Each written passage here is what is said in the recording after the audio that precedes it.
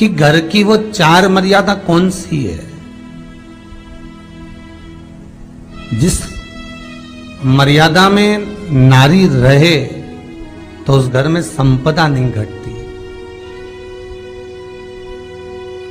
उस घर की संपदा को समाप्त नहीं किया जा सकता।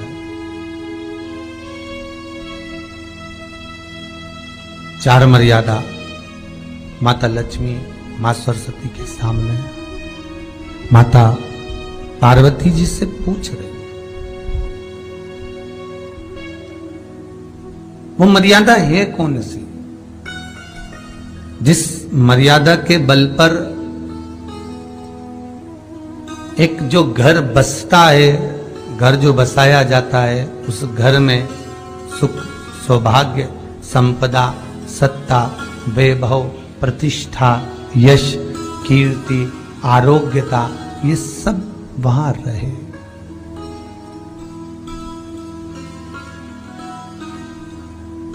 पहला, मां पार्वती ने माता लक्ष्मी को कहा, अतिथि देवो भव।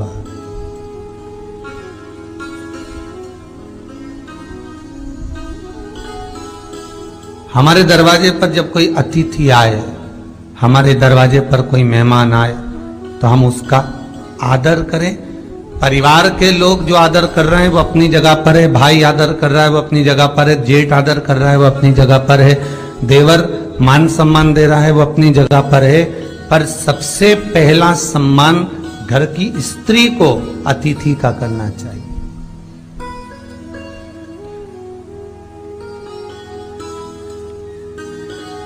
सास के मेहमान आ गए, पहचान वाले, बहुवन मालूम पड़े अपने कमरे में बैठी हुई है। मेहमानों ने आकर पूछ लिया, क्यों बहू नहीं दिख रही? बस आ रही होगी। सास गई, रसोई घर में से पानी लाकर पिला दिया। फिर मेहमानों ने पूछा, बहू नहीं दिख रही? बस आती होगी। 2 बार सास ने गिलास भी गिरा दिया कि एक आध तो आ जाओ रही ऊपर से, पर नहीं आई। जब सास ने चाय रख दी और चाय रखकर सास फिर लेकर आई, तो बहुओं के मन में आया, चलो सास ने चाय बना दी है, खुशबू ऊपर आ गई है, अब चलते हैं। और बहू फिर नीचे आई, जो मौसी आई थी, काकी आई थी, बुआ आई थी, चाची आई थी, उनको प्रणाम करा और अंदर जाकर चाय जो बनी थी उसको पिया। एक गरुड़ पुराण में लिखा है, 94 तरह के नरक में एक नरक है जो दरवाजे पर आए हुए अतिथि का सम्मान नहीं करता, उसको जल नहीं पिलाता, उसका मान सम्मान नहीं देता, उसका आतिथ्य नहीं देता, उसके लिए भी एक नरक रखा गया है।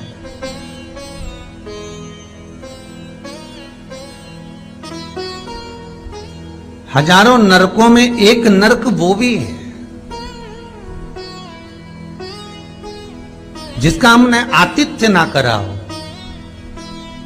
मेरा बहुओं से निवेदन है, सास के रिश्तेदार आए तो आप उनका भी आदर करिए, और आपके रिश्तेदार आए तो आप उनका भी आदर करिए। जेठानी के रिश्तेदार आए तो आप उनका भी आदर करिए, और देवरानी के रिश्तेदार आए तो आप उनका भी आदर करिए। आप किसी न किसी रूप में जो अतिथि आया है वो न जेठ का है, न देवर का है, न वो सास का है, अतिथि घर का है। किसी एक व्यक्ति का अतिथि नहीं है। बड़ी बहू सोचे कि मैं घर की बड़ी, बड़े परिवार की, मेरे पास में बहुत धन दौलत, मैं काय को गिनूं किसी मेहमान को। छोटी बहू सोचे मैं काय को गिनूं, मंजिली सोचे मैं काय को गिनूं, संजिली सोचे मैं काय को गिनूं।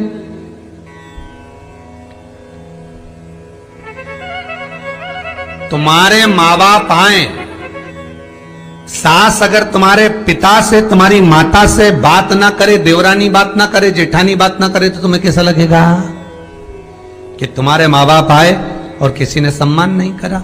उसी तरह सास के रिश्तेदार आए, तुम सम्मान नहीं करोगी तो उसको कैसा लगेगा। फिर तुम्हारे घर के आए, वो सम्मान ना करे तो तुम्हें कैसा लगेगा। आतिथ्य घर में कोई भी आए वो सबके लिए। दूसरा क्रम बताएगा, घर के दरवाजे पर जो तुलसी का पौधा होता है, जीवन में सबसे पहले अगर दुख आता है, तकलीफ आती है, कष्ट आता है, बीमारी आती है, रोग आता है, कोई बड़ा घटना घटने वाली होती है, कोई बड़ा कष्ट आने वाला होता है, तो लक्ष्मी जी से माता पार्वती कह रही है, घर में जो तुलसी का पौधा होता है सबसे पहले घात उसी पर होती है। तुलसी का पौधा सूख जाता है, समाप्त हो जाता है, उसके डालियां मुरझा जाती हैं, नीचे लटक जाती है, मंजरी झुक जाती है, या तुलसी के कुंडे में जो मिट्टी है उसमें फफूंद पड़ जाती है।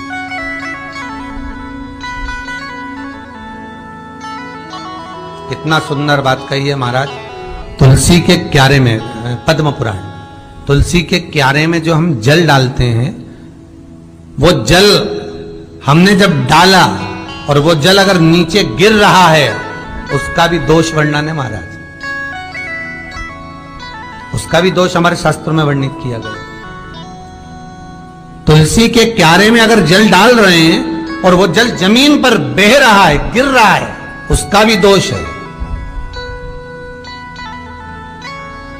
तुलसी के क्यारे में उतना ही जल दिया जाए जितनी मट्टी सोख ले, 2-4 8 बूंद पानी गिरे चल जाएगा। तुलसी के क्यारे में छिद्र रहता है, बूंद बूंद पानी टपक जाए वो चल जाएगा। पर तुमने तुलसी के क्यारे में जो जल भरा, लोटा भर भर के डाल दिया, और ऊपर से जो जल कुंडा भरा कर उलीच में से, अर्थात भराने के बाद जो नीचे गिर रहा है, वो दोषपूर्ण है महाराज, उसकी दोष था।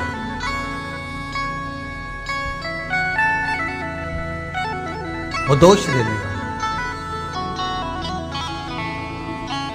तो लक्ष्मी से माता पार्वती जी कह रही हैं कि दूसरा क्रम है घर में वैभव, लक्ष्मी, संपदा, प्रतिष्ठा, यश, आरोग्य को पाने के लिए तुलसी के क्यारे की आराधना, तुलसी के कुंड को नमन करना। तीसरा क्रम कहा, घर में चाहे नल लगा हो, चाहे आरओ का प्लांट लगाओ, पानी का घर में छोटा छोटा आरओ प्लांट लगा लेता है, फिर भी घर के अंदर रसोई घर में एक छोटा सा मटका, मटका नहीं तो हंडा, हंडा नहीं तो बाल्टी, बाल्टी नहीं तो कलसा, पानी का भरा हुआ जो नारी रखती है, दूसरे दिन उस पानी को बाहर ढोल कर फिर वापस धोकर भर लेती है। मटका रोज धुलता है, हंडा रोज धुलता है, प्रतिदिन का। जितना जल उस पात्र में रहता है, भरता है, ऐसे ही घर में संपदा बढ़ती। 3 क्रम बढ़ता। चौथा, नारी के मस्तक पर जो चीर होता है, ये पूर्वज, इसी चीर से कथा प्रारंभ हुई थी और वहीं पर पहुंच गई। लक्ष्मी पार्वती के संवाद पर चल रही है महाराज।